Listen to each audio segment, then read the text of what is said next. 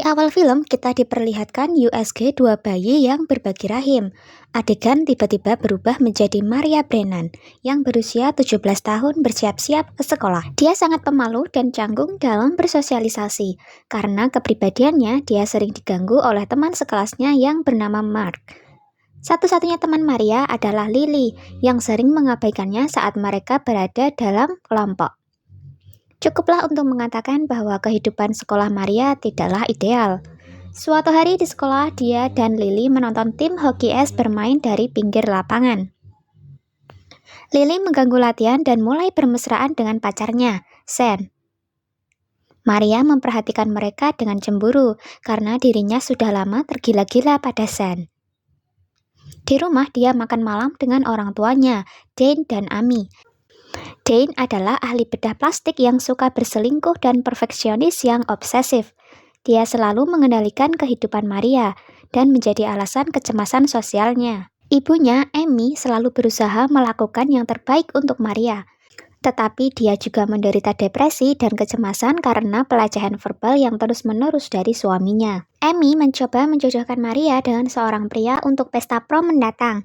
Tetapi Maria menolak untuk mendengarkan dan pergi dengan marah ke kamarnya. Dalam perjalanan, dia mendengar Dan berkata bahwa Maria adalah anak yang gagal. Dia menangis, jelas-jelas terluka oleh kata-kata ayahnya. Kemudian dia menemukan USG dari sepasang bayi kembar tersembunyi di balik cermin di kamar orang tuanya. Setelah melihat gambar itu, dia pergi mandi dan menyadari bayangannya di cermin bergerak sendiri. Dalam ketakutan, dia berlari keluar dari kamar mandi. Saat sarapan, dia mencoba memberitahu Dan tentang insiden itu, tetapi Dan menyela dan berkomentar tentang betapa buruk penampilannya. Di sekolah, Lily sibuk dengan Sen dan mengabaikan Maria seperti biasa. Saat dia tidak melihat, Mark membuatnya tersandung dan jatuh ke lantai. Semua orang menertawakannya kecuali Sen. Sen membantunya berdiri, memastikan Maria baik-baik saja, dan bahkan menegur Mark atas perilakunya. Malam itu Maria mendengar seseorang memanggil namanya dari kamar mandi. Dia dengan hati-hati masuk dan melihat bayangannya di cermin yang sedang berbalik ke arah lain. Pantulan itu memperkenalkan dirinya sebagai Arum, dan mengaku bahwa dia selalu bersama Maria bahkan sejak Maria lahir. Bayangan di cermin itu membanggakan kemampuannya untuk menghilangkan semua kesedihan Maria, tetapi tidak menjelaskan apa motif sebenarnya. Saat mereka berbicara, Maria sebenarnya mulai menyukai Arum, karena Arum mengetahui semua hal yang disukai, ditakuti, dan tidak disukai oleh Maria.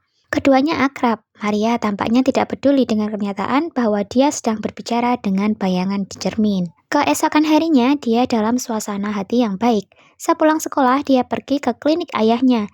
Di sana dia kebetulan melihat ayahnya bersikap terlalu ramah kepada seorang pasien. Maria tidak terlalu mempermasalahkannya dan pergi menonton film bersamanya untuk mempererat hubungan mereka sebagai ayah dan anak. Saat mereka hendak pergi, dia bertemu dengan Mark yang bersikap baik kepadanya di depan Dan. Teman-temannya tertawa terbahak-bahak setelah membuat Maria merasa tidak nyaman dan menyadari bahwa anak-anak itu membuli putrinya, tetapi tidak mengatakan apapun. Dalam perjalanan pulang, Dan meminta Maria untuk datang ke kliniknya supaya dia bisa memberikan hadiah ulang tahun lebih awal besok. Pada malam hari, Maria berbicara dengan Arum, yang tidak setuju dengan usahanya untuk memperbaiki hubungannya dengan Dan. Dia menertawakan Maria karena mengira Dan benar-benar peduli padanya. Di sisi lain, Maria percaya bahwa ayahnya akan memberinya mobil besok, jadi dia tidak perlu naik bus bersama para pembuli itu. Namun harapannya hancur ketika keesokan harinya Dan mengungkapkan bahwa hadiah ulang tahunnya yang lebih awal adalah operasi hidung. Dan yakin bahwa hidungnya tidak sempurna dan ingin membuatnya terlihat lebih menarik. Maria menjadi patah semangat setelah interaksi itu. Dia hanya setuju dengan apapun yang dikatakan Dane. Saat kembali ke rumah, Arum mengatakan kepadanya bahwa dia selalu tahu orang macam apa Dan itu. Dia tahu bahwa Maria sedih dan membuatnya tertawa bercanda tentang perselingkuhan Dan. Amy mendengar putrinya yang berbicara sendiri di kamar mandi dan menjadi ketakutan. Dia memberitahu Dan tentang itu, tetapi Dan memberinya pil tidur dan memintanya untuk beristirahat sebelum tidur. Dia mengatakan kepadanya bahwa dia mulai mendapatkan mimpi buruk yang sama lagi. Keesokan harinya, Lily dan Maria datang ke rumah klub tua untuk berlatih seluncur es untuk pesta prom musim dingin di atas es yang akan datang. Lily adalah seorang profesional yang bermain seluncur es, sementara Maria hampir tidak bisa berdiri tegak. Ketika mencoba bergerak, dia terjatuh dengan lututnya terluka. Namun Lily menolak untuk menolongnya. Dia melihat Maria sedang memperhatikan pacarnya dan ingin memberinya pelajaran. Ketika Arum melihatnya di rumah, dia langsung mengatakan bahwa Lily adalah teman yang buruk. Maria masih ingin memberinya kesempatan, tetapi Arum menentangnya. Dia mengingatkan Maria tentang semua hal yang buruk yang telah Lily lakukan padanya sejak mereka masih kecil. Akhirnya dia mengklaim bahwa dia dapat menghilangkan semua rasa sakitnya jika Maria bertukar tempat dengannya. Mereka saling menyentuh tangan dan mendekat untuk bertukar tempat, tetapi Amy menyela. Keesokan harinya, Amy merias Maria dan mendandaninya untuk pesta prom. Maria enggan pergi, tetapi dia melakukannya untuk ibunya. Namun ketika dia sampai di sana, dia sudah tahu bahwa itu adalah ide yang buruk. Sementara semua orang bermain skating, dia hampir tidak bisa berdiri tegak. Harinya menjadi lebih baik ketika Sean datang dan membantunya dan mengajaknya berdansa. Keduanya menikmati dansa lambat bersama, sementara Lily yang cemburu melotot ke arah mereka. Tiba-tiba Maria terpleset dan jatuh.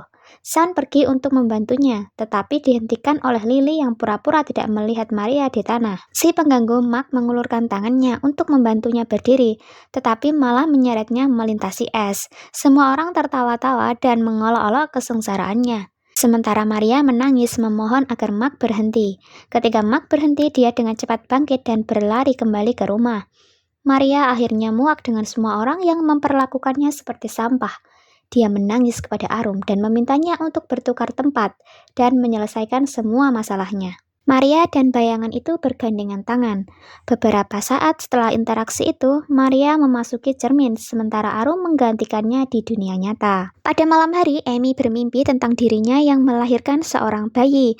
Tetapi sesuatu yang sangat salah terjadi selama proses itu. Dia telah mengalami mimpi yang sama berulang-ulang sejak Maria lahir. Keesokan paginya saat sarapan, Amy memperhatikan perubahan yang nyata dalam perilaku Maria. Biasanya dia hampir tidak menyentuh makanannya. Sekarang dia menikmatinya dan memuji rasanya. Amy senang dengan perubahan positif itu dan tidak terlalu memikirkannya. Saat memasuki sekolah, Maria jauh lebih percaya diri dari biasanya. Ketika Mark mengomentari kejadian kemarin, dia dengan menggoda berbisik ke telinganya agar dia diam. Sean menyaksikan ini dan bertanya padanya apa yang dia katakan kepada Mark. Mengambil kesempatan itu, Arum melakukan hal yang sama kepadanya, membuatnya bingung. Lily mengungkit kejadian kemarin dan mencoba untuk menganggapnya hanya sebagai lelucon. Arum dengan percaya diri bertanya padanya apa dia dapat terus mengajarinya cara berseluncur. Lily merasa bingung, tapi dengan kepercayaan dirinya, dia setuju untuk bertemu dengannya lagi di gedung klub untuk berlatih sepulang sekolah. Arum pergi menemui Dan di kantornya. Arum tampak gembira melihatnya dan berkata bahwa dia merindukannya. Rasanya seperti baru bertemu dengannya setelah bertahun-tahun. Arum tahu bahwa ayahnya telah berselingkuh beberapa kali, namun ibunya terlalu takut untuk mengakui kenyataan tersebut. Namun dia bertekad untuk menghadapi kenyataan tentang pernikahan mereka yang dangkal. Saat tidak ada orang di resepsionis, dia menelepon selingkuhan Dan dan memintanya datang ke klinik pukul 1. Dia juga berbohong kepada ibunya bahwa dia punya janji dengan Dan. Di saat yang sama ketika Amy tiba di kantor, dia bertemu dengan selingkuhan itu di lift dan mengetahui bahwa dia adalah pacar Dan. Malam harinya, Arum dengan polos bertanya kepada Amy di mana ayahnya, meskipun tahu bahwa ayahnya bersama selingkuhannya. Amy berbohong mengatakan bahwa ayahnya bekerja hingga larut malam. Arum yang frustasi dengan terus terang menyuruhnya menerima kenyataan bahwa suaminya tidur dengan wanita lain. Dalam kemarahannya, Amy menamparnya tapi segera meminta maaf. Bahkan setelah ditampar oleh ibunya, Arum tersenyum senang bahwa rencananya berhasil. Namun Maria tidak senang bahwa Arum bersikap kasar kepada ibunya. Arum berpendapat bahwa dia melakukan apa yang Maria tidak pernah berani lakukan. Dia meminta Maria untuk tetap tenang, tetapi Maria mulai ragu apakah membiarkannya keluar adalah keputusan yang baik. Keesokan harinya sepulang sekolah, semua orang pulang ketika Arum membujuk Mark untuk masuk ke kamar mandi. Saat Mark tidak melihat, Arum memukul Mark dengan tongkat hoki hingga Mark jatuh ke tanah dengan rasa sakit yang luar biasa dan memberinya pelajaran untuk tidak pernah mengganggunya lagi. Setelah itu Arum dan Lily pergi ke clubhouse untuk berlatih skating lagi. Kali ini Arum lebih jago skating, membuat Lily kesal karena dia pikir dia lebih jago dari Maria dalam segala hal. Lily sangat terkejut ketika Arum menirunya seperti seorang profesional. Tiba-tiba Arum meluncur dengan agresif ke arahnya, meskipun mereka tidak bertukar kata. Lily melarikan diri dari Maria. Tapi saat dia melakukannya, dia kehilangan keseimbangan dan jatuh ke trotoar. Ia kehilangan nyawanya karena benturan itu. Arum segera menelepon polisi dan berpura-pura menangis. Maria kehilangan kata-kata karena apa yang dilakukan Arum kepada Lily. Dia menangis meratapi kematian sahabatnya. Arum hanya berkata bahwa Lily pantas mendapatkannya. Maria menuntut untuk keluar dari cermin, tetapi Arum menolak dengan mengatakan bahwa dia masih harus melakukan banyak hal. Setelah upacara pemakaman Lily, Arum pergi ke rumah Sun dan berpura-pura bersedih atas kematiannya. Padahal sebenarnya dia ingin lebih dekat dengan Sun seperti yang selalu diimpikan oleh Maria. Dia melakukan pendekatan seksual kepada Sun yang awalnya tidak dibalas Sun, tapi akhirnya Sun menyerah dan mereka berdua bercinta. Arum dan Dane pergi makan malam untuk mempererat hubungan ayah dan anak. Arum memesan kepiting dan memakannya dengan berantakan, yang membuat Dane menjadi kesal. Dane dengan kasar mengatakan bahwa Arum seperti remaja yang menyedihkan dan sok berusaha, yang membuatnya berperilaku baik lagi. Sementara itu Arum mulai berkencan dengan Sun dan keduanya membolos. Mereka kembali ke rumah Arum. Amy melihat mereka dan merasa gelisah dengan hubungan mereka. Arum hanya memintanya untuk tetap tidur dan membawa Sun ke kamar. Di sana mereka bercinta lagi. Ketika mereka berkendara ke sekolah keesokan harinya, Arum melihat polisi memasuki tempat itu. Ia mendesak Sun untuk membolos lagi, jadi ia tidak akan diinterogasi. Mereka berkendara ke sebuah motel dan mulai membuka pakaian.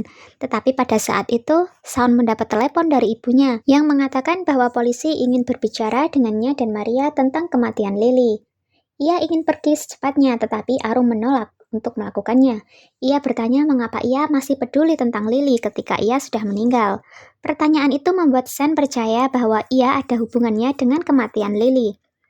Ketika ia menegurnya, Arum memukulnya dengan sebotol alkohol dan membunuhnya. Ia dan Maria menangis bersama sambil duduk di meja kamar mandi. Kilas balik menunjukkan kepada kita bahwa Maria sebenarnya memiliki saudara kembar yang lahir dengan wajah cacat.